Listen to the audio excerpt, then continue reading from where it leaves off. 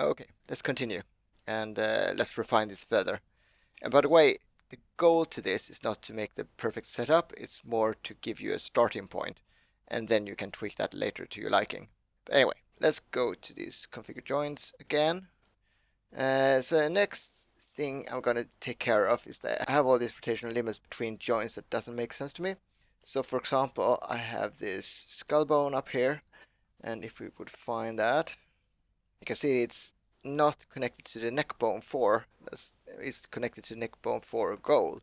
So if I would go into the rig, you can see the reason why it's doing that is because this just ends with neck bone 4, and these guys come from neck control and have their own chains. These guys aren't in the same chain at all as the neck, and the skull bone is connected to them. But I want the connection between these two. It makes more sense to me.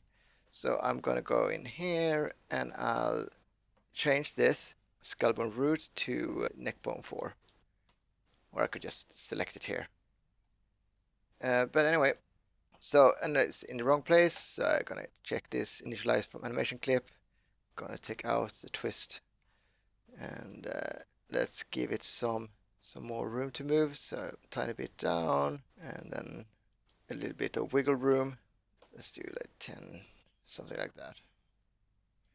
Cool. And then let's continue through the neck now while we're at it. So let's do this guy and just have him be able to bend a little bit and maybe some wiggle room for him as well.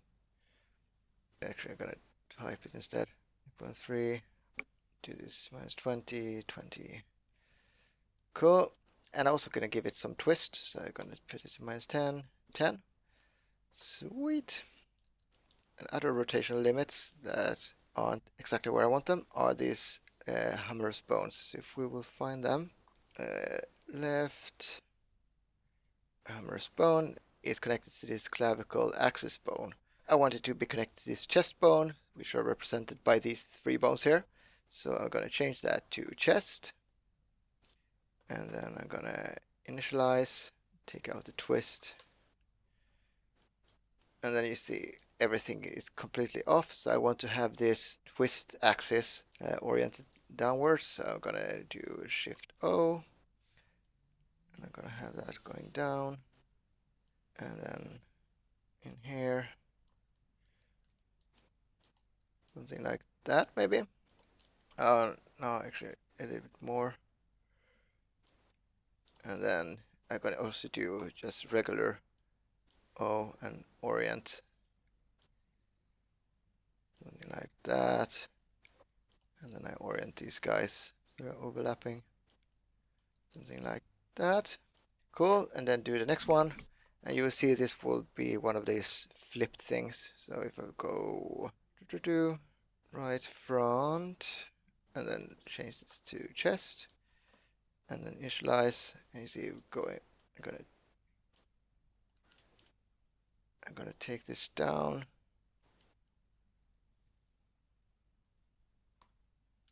Okay, Shift O, and then I'm gonna have it aligned here.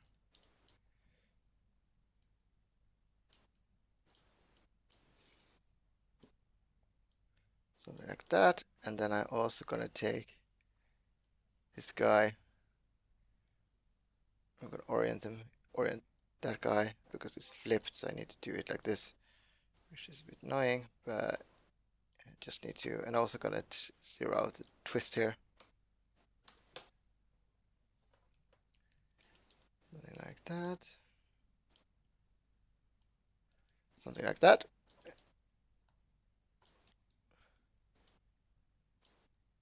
Cool. All right. Just see, and also gonna constrain the motion here, orientation a little bit. And just to check so it's nothing weird, let's just see so it's not flipping.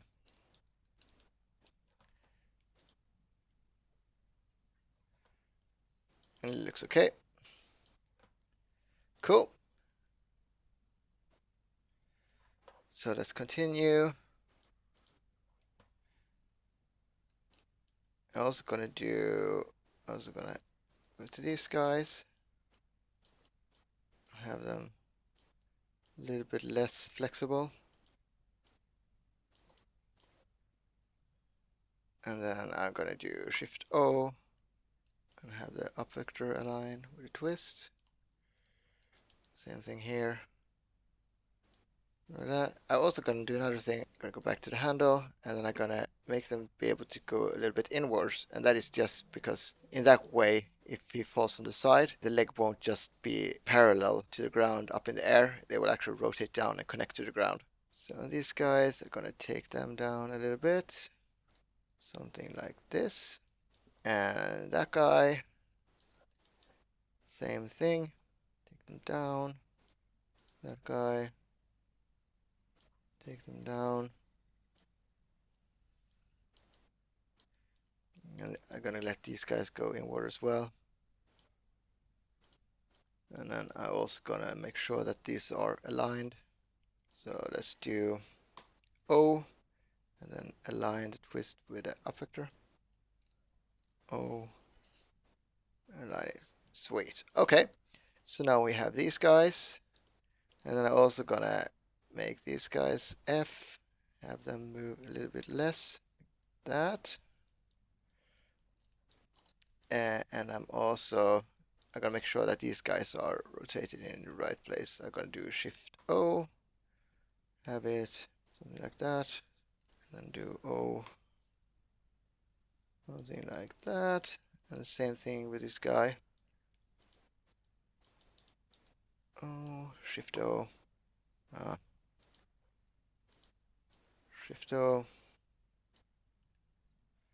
something like that. Also gonna take them down a little bit. Cool. Okay, and then I'm also gonna do something about the tail. I'm gonna let them have some room to move.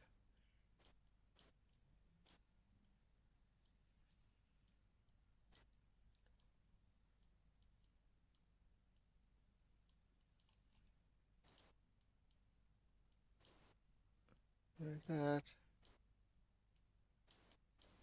And lastly, when we're done with this, I'm also going to take care of the spine. I don't want it to be able to move up like it does now currently. I just want it to move down, and this one also to move down. And then I'm going to do a top view. And I'm just going to have it be able to bend a little bit on to the side as well. Like that. And then I'm also going to put some twist. I'm going to do -10, 10. Sweet. All right. So let's see how this looks. See if we are closer to something. Okay, so let's play this.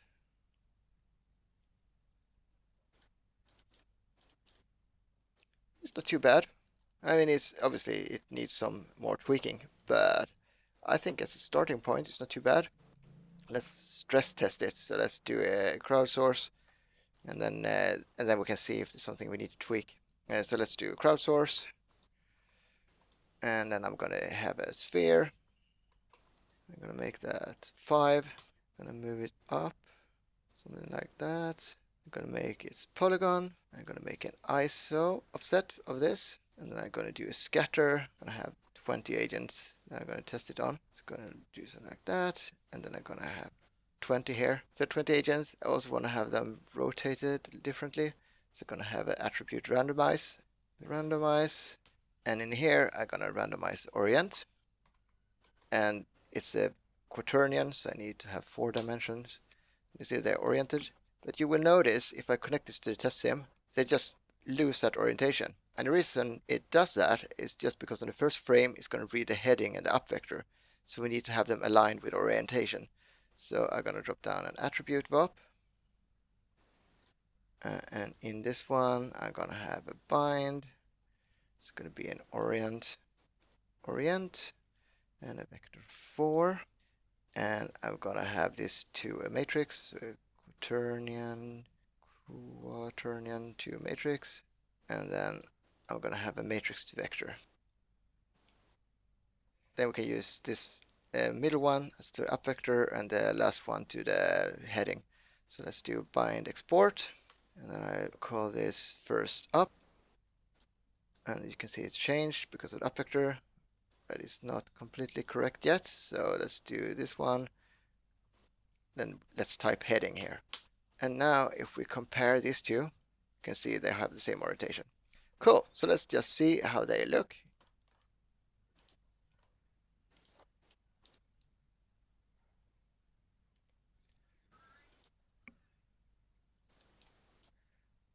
Yeah, as a starting point, I think this works.